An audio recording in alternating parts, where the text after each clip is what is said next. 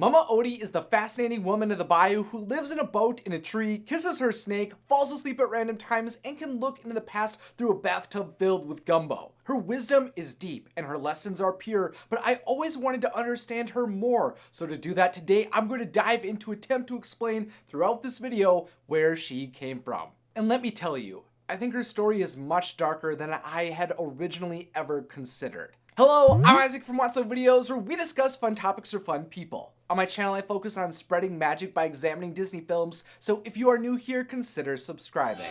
It's gonna be good! Mama Odie is a woman known to all who live in the bayou as a person with vast power, but while some fear her, others know she uses her voodoo magic to guide people to know what they need. They know she definitely has some magic up her sleeve, but this voodoo queen has built a layer of mystery around her and her intentions with voodoo skills. The journey to learn all these spells, potions, and use of light, though, was one I believe took most of her life and only came out of a horrible situation. But to understand Mama Odie's early life, we have to first understand the origin of the very magic she uses. Mama Odie, she the voodoo queen of the bayou. She got magic and spells, all kind of hoodoo. Voodoo was a religion created in the Americas that derived from the merging of numerous African religions, primarily the West African Dahomean Vadan and Catholicism. Depending on the region where the syncretization occurred, different versions of voodoo arose, such as the Deep South voodoo,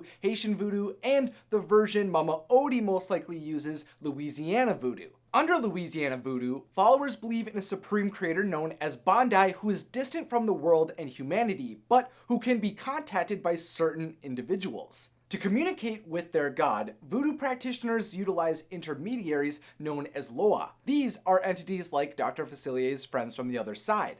While these Loa aren't deities, they are commonly prayed to and expect humans to serve them. Each Loa is a distinct being with their own personality, likes and dislikes, sacred rhythms, songs, dances, ritual symbols, and special modes of service. Mama Odie likely connects with a Loa who desires to help people, guide them to understand who they are. But Odie doesn't only practice voodoo, but also uses hoodoo. Unlike voodoo, hoodoo is neither a religion nor a denomination of a religion, but it is a form of folk magic that originated in West Africa and developed over time within the voodoo faith in the southern United States. The goal of hoodoo practice is to allow people to harness supernatural forces in order to improve their daily lives. And to accomplish these improvements, hoodoo tradition emphasizes personal magical power, invoked by the use of certain tools, spells, formulas, methods, and techniques. And it declares magical properties to herbs, roots, minerals, animal parts, and personal possessions. What is kind of crazy is that because the events of Tiana and Naveen's adventure in New Orleans took place in 1926, according to Big Daddy's newspaper, and we learn from Mama Odie, she is an extremely old woman. Not bad for a 197-year-old blind lady. Then we know that she was born sometime around 1729, which was actually around the same time voodoo and hoodoo were being developed in the southern United States, meaning she likely spent her almost 200 years of life mastering the magic of the bayou, which explains how she is so powerful. But if that's true, that Mama Odie spent most of her life in America during the 18th century to be a part of the creation and study of Louisiana voodoo and the magic that came along with it, then she was also likely a slave. Either by being one of the 6 to 7 million black slaves that were forcefully brought to the New World during the 18th century as the slave trade picked up around 1740, or by being born as a slave to the thousands of slaves who had already been transported to America beginning in 1619. I think Mama Odie grew up as a slave in the region that would one day be called Louisiana. Mama Odie likely grew up on either a tobacco, rice, or indigo plantation on the southern coast, as they were the most common plantations during the 17th and 18th century, meaning she worked under an owner, struggled with no rights, and suffered without true freedom. Odie had no rights, and she also may have had to grow up without any parents or family around her. Maybe that was what initially led her to become such an independent person who was willing to make friends with every creature she could. Regardless, I think she lived in conditions that were not ideal or just. But it was also in this place that all of her magic began. The combining of African and Catholic religions occurred as early as the 1700s due to the dispersal of African people to the Americas for enslavement. In Louisiana, there were Fon people from what is now Benin, along with other groups such as the Bambara, Mandinga, Fon, Congo, and many more who brought their cultural practices, languages, and religious beliefs rooted in spirit and ancestor worship together to create a new religion. All of the groups were responsible for the development of Louisiana Voodoo. I would like to think that as this combining of cultures occurred and with the discovery of actual magic within her, Mama Odie grew up contributing to and feeling empowered by Voodoo and Hoodoo.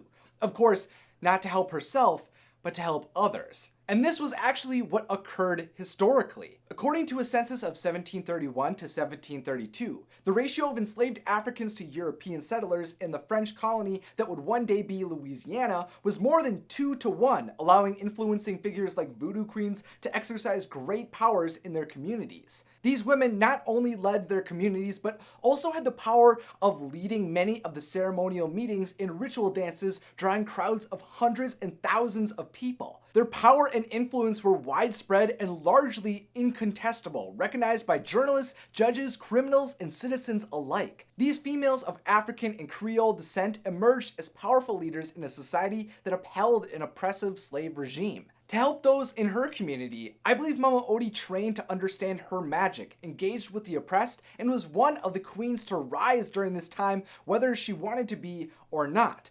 She became the Voodoo Queen of the Bayou. Mama Odie learned to control her natural ability to manipulate mystical elements, which gave her the ability to use light magic. She came to be able to transform creatures at a whim, summon objects out of nothing, learned to speak to animals of the bayou, and it appears she would even learn to extend her own life, even if that meant she couldn't preserve her sight. She makes it very clear she's completely blind.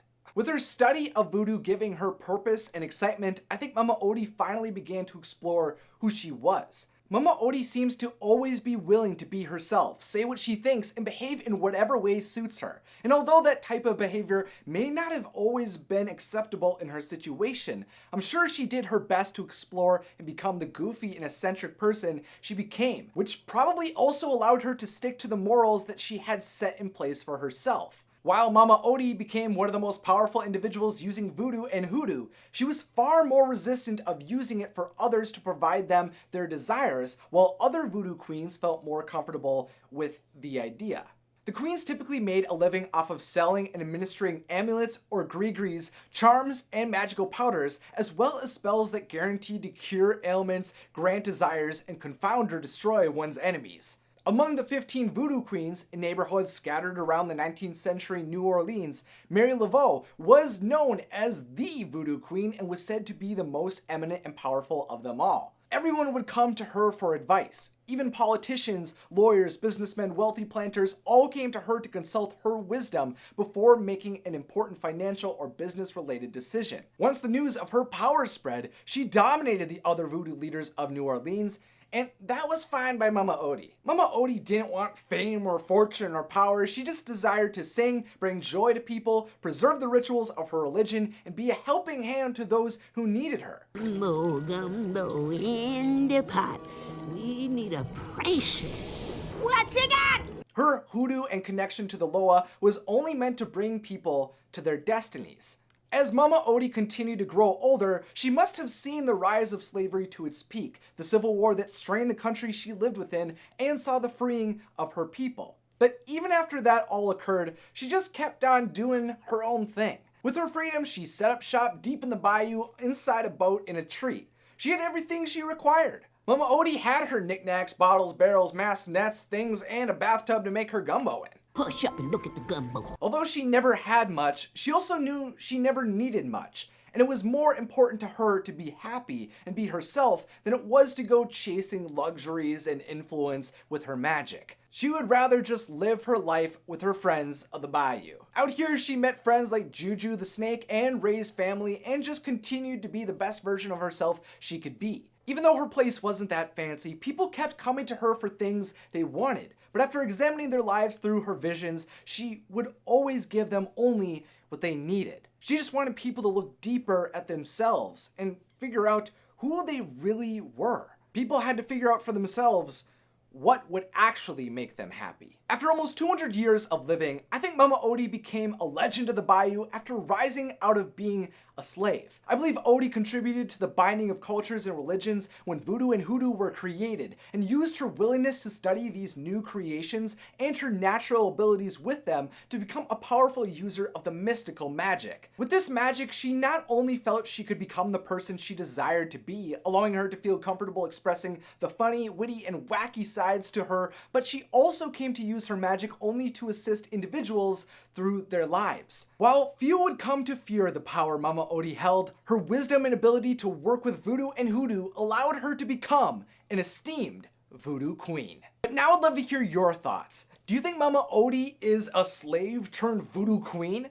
Let me know what you think in the comments, along with any other ideas you have for future videos. To see me talk about Princess and the Frog more, including the original video I went in depth with Voodoo on about Dr. Facilier and how he became a royal lineaged voodoo practitioner, then you can find the links to all those videos in the description. And if you'd like to continue to see more new magical discussions like this one, then don't forget to click that subscribe button and the beautiful bell if you're new, and be sure to start following me on Instagram at Wotso Videos. Thank you to my wonderful patrons over on Patreon who are amazing supporters of my videos, who I'm doing a private live stream with on Saturday, and as always, thanks for watching and have a magical day.